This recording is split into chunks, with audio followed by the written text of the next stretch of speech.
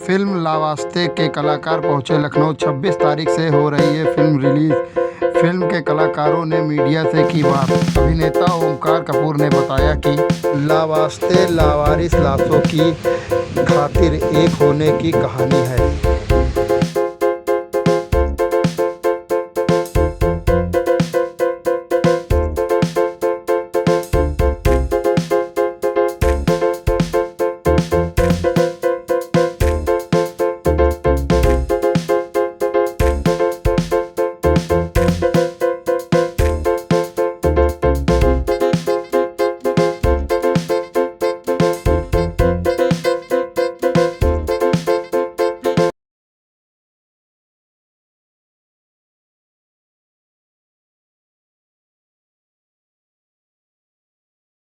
ऐसा है कि ये लाश के वास्ते काम करने वाला एक शिक्षित युवा, देखिए कोई शिक्षित है या अशिक्षित है, पढ़ा लिखा है या नहीं है, लेकिन परिस्थिति से झगड़कर आया हुआ इंसान जो होता है ना, उसका जतन करना बहुत ज़रूरी है।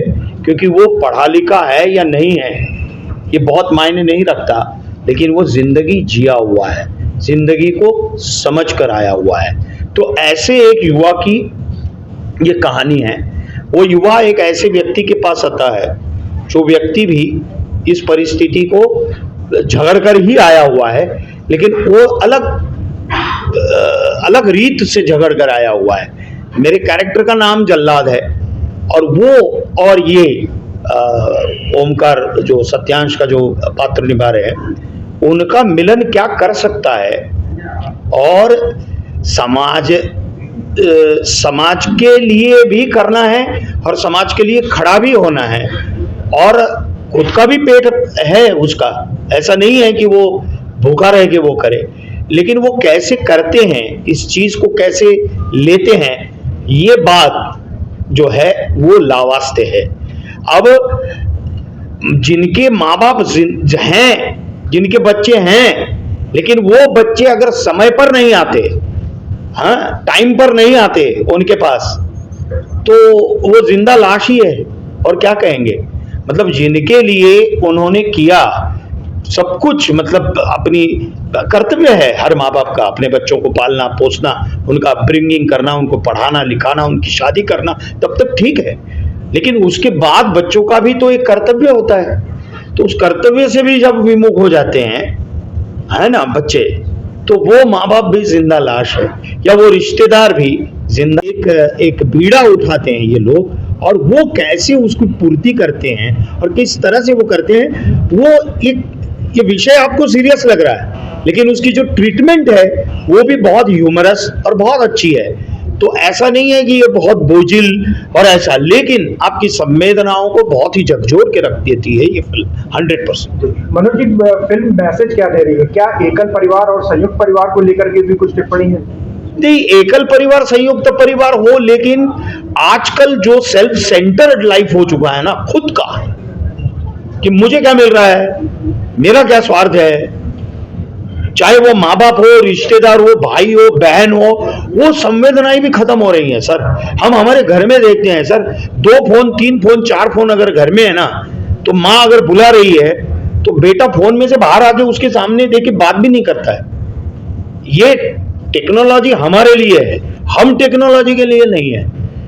लेकिन ये संवेदना जहां मर रही है, क्योंकि मनुष्य, अब प्राणियों में संवेदनाएं हैं सर, जो हमसे कम बुद्धिमान माने जाते हैं, लेकिन जो बुद्धिमान प्राणी है मनुष्य, वो संवेदनाहीन होते जा रहा है।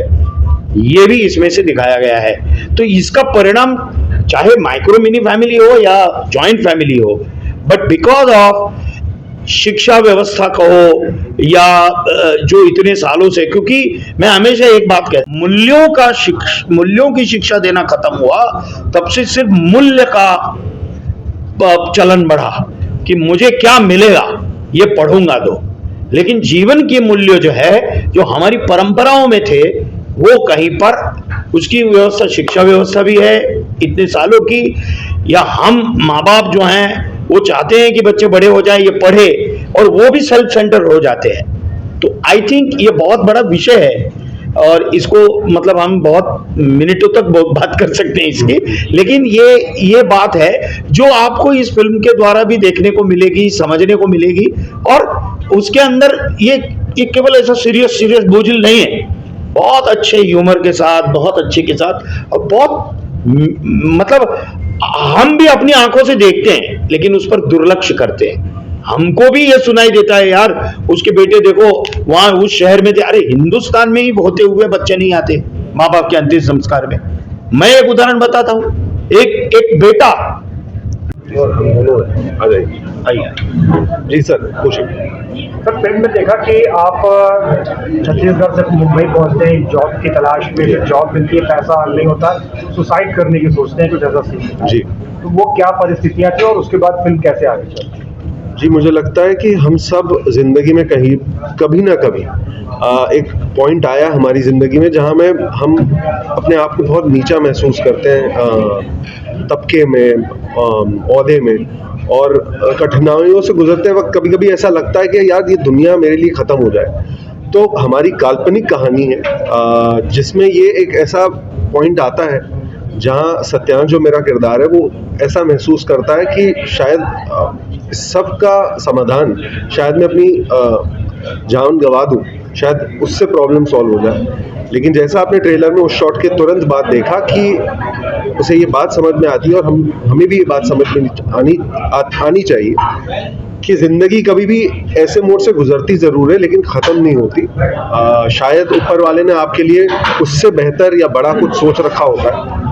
तो कभी ज़िंदगी में हार नहीं माननी चाहिए, और मुझे लगता है मैं हर उस नौजवान को यही बात कहना चाहिए कि कई बार युवा पीढ़ी जो होती है वो निराश जल्दी हो जाती है। मेरे जो हम उम्र, मैं भी कई बार हो जाता हूँ, लेकिन हमें हार नहीं माननी चाहिए।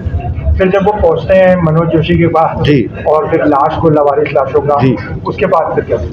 जी, उसके लिए तो आपको कहानी देखनी पड़ेगी, लेकिन जैसा आपने देखा कि ये वो नेक कार्य करते हैं फिल्म में, और एक समाधान है जो हम मिलकर फिल्म के क्लाइमैक्स तक इस फिल्म को अंजाम तक ले जाते हैं। उसके लिए मैं ज़्यादा नहीं कहूँगा, मैं चाहता हूँ कि 3 दिन में हमारी फिल्म इस फ्राइडे को 26 मई को थिएटर्स में रिलीज़ हो जाएगी आपके नज़दीकी सिनेमाघर में। तो हम सब गुजारिश करते हैं कि आई थिंक ये जनता के लिए फिल्म है। मैंने भी जब ये कहानी सुनी थी तो मुझे लगा था कि ये कहानी जनता तक पहुंचनी चाहिए, ऑडियंस तक पहुंचनी चाहिए, किसी भी माध्यम के थ्रू, वो फिल्म के थ्रू हो, वो इस पे कोई एक वेब सीरीज़ होती या यूट्यूब का भले ही कंटेंट होता, क्योंकि कुछ कहानियां ऐसी होती हैं जो आपके समाज और हमारे समाज से ही निकल कर आती हैं और लोगों तक पहुंचनी चाहिए।